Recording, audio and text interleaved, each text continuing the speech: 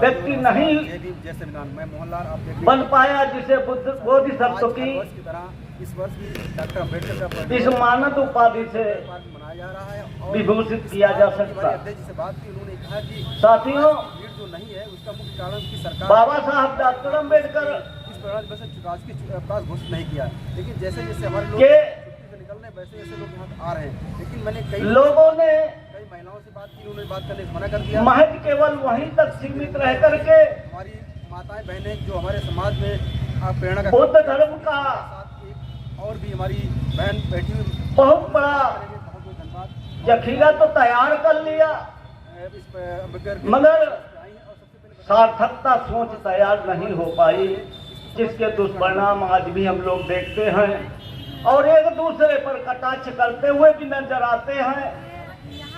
इस भारत देश के अंदर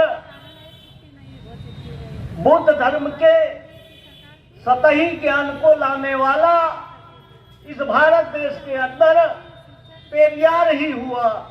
2 पेरियार भारत देश में उस स्तर पर आ सके, पेरियार रामास्वामी नायकर और पेरियार ललन सिंह यादव। तीसरा पेरियार इस भारत देश में नहीं पैदा हो पाया और न तो संभावना दिखती है। पेरियार उस बोधिसत्व के स्तर को छूने लायक की स्थिति में जो है पेरियार शब्द का प्रयोग होता है और संयोगतः दोनों पिछड़े वर्ग से थे। हमारे शेड्यूल्ड कास्ट और शेड्यूल्ड ट्राइब में आज तक कोई भी पेरियार पैदा नहीं हो पाया और फिर भी सबसे ज्यादा हम लोग अपने को बुद्ध का अनुयायी, बाबा साहब का अनुयायी करके बखान करके तीसरी करते आ रहे हैं। वो भी वहाँ मौजूद थी, उनके लिए बड़ा खेदजनक बात है कि हम इस समाज को समेट करके समग्रता में एकता नहीं ला सके। ये हमारा ये बहुत बड़ा जो है पीछे का पावदान रहा है। मैं बहुत जो है इस चीज को मानता हूँ कि हरदोई जिले के अंदर हमारे पूज्य बाबा साहब डॉक्टर अम्बेडकर के उनको भी धन्यवाद दिया और हमारे जो महामहिम राष्ट्रपति द्रौपदी मुर्मू जन्मोत्सव और परिनिर्वाण दिवस मनाने वाले का जो इतने तो लोग हैं प्रेरणा का काम करता कि हरदोई जिले में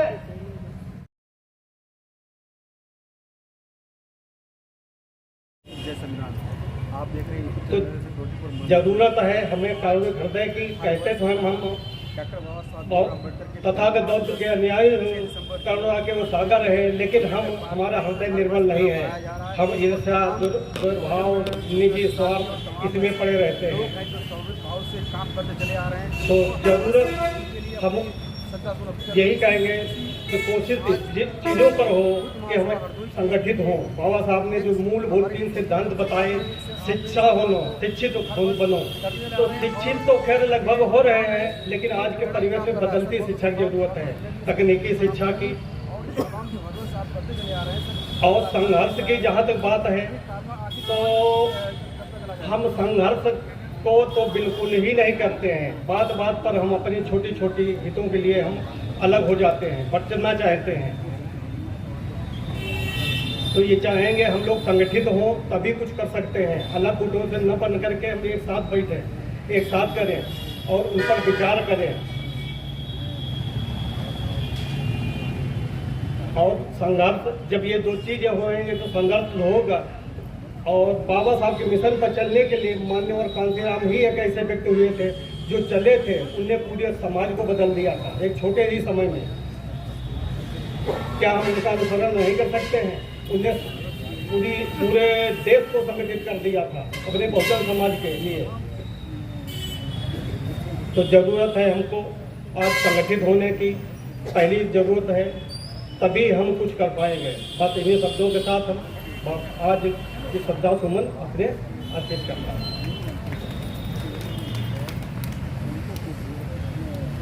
बहुत बहुत साधुवाद परम आदरणीय हरिप्रसाद जी को बहुत ही कम शब्दों में अपनी बहुत गंभीर बात रखी। हर वक्ता का अपना कुछ न कुछ बात रखने का नज़रिया अलग होता है। हमें जितने भी वक्ता हैं सबके जो लोग कहते हैं साधु ऐसा चाहिए कि जैसा शुभ स्वभाव और सार सार को गैले थोथा देवराव। तो जो मूल्यवान बातें उनके मुखारबिंद से आई हैं उनको हमें आत्मसात करना है, उस पर चलना है और चल करके लाभान्वित होना। ये खास तौर से जो यहाँ सभा चल रही इसका मकसद ये है। अगले वक्ता के रूप में परम आदरणीय जय जय राम वर्मा जी जो पेशे से अधिवक्ता हैं और पूर्व में जिला पंचायत सदस्य भी रह चुके हैं, आए परम आदरणीय जय जय राम वर्मा जी। ताली बजा दो भैया, ताली बजा।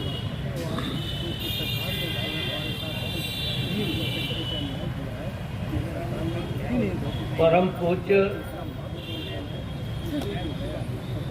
बोधिसत्व बाबा साहब डॉक्टर अंबेडकर के इस 67वें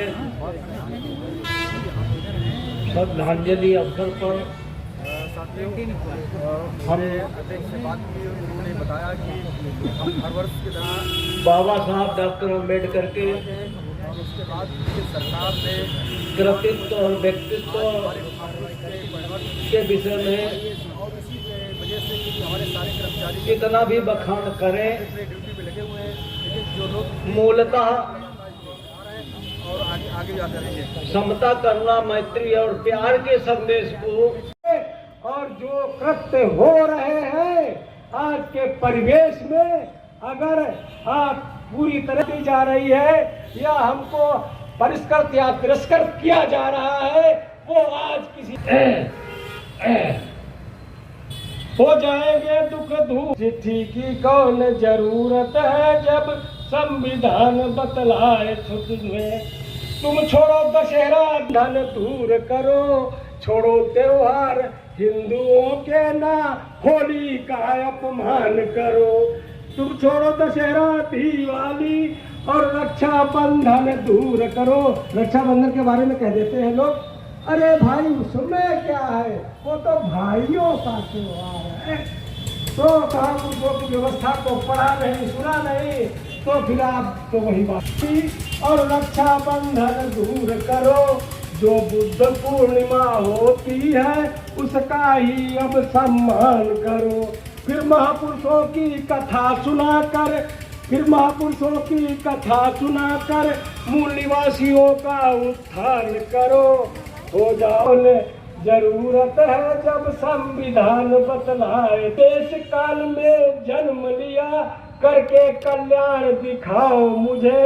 चिट्ठी की कौन जरूरत है जब संविधान बतलाए तुझे। नमो बुद्धाय, जय भीम, जय भारत, जय संविधान।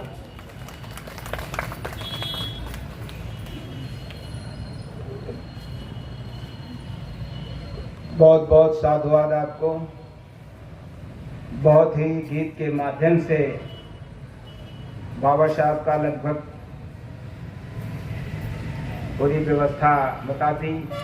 खास तौर से 22 प्रतिज्ञाओं का भी अगर उसका गीत को विश्लेषित किया जाए, इसका अर्थ समझा जाए तो 22 प्रतिज्ञाओं के लिए भी उन्होंने अपनी बात रखी कि तमाम जो 30 त्यौहार हैं जो हमारे कल्याणार्थ नहीं हैं, क्योंकि हर कोई काम किसी पर्व त्योहार का आयोजन होता हम लोगों के लिए सबसे सर्वोत्तम रास्ता है।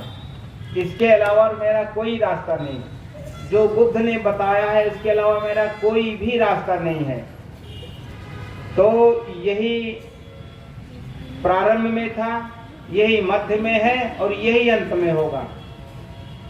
इस बात को ही सदैव हमें आत्मसात करना होगा। हमारे बीच में परम आदरणीय हरिप्रसाद जी बैठे हैं, उनसे विनती है कि आज के परिप्रेक्ष्य में अपनी बात रखें। परम आदरणीय हरिप्रसाद जी।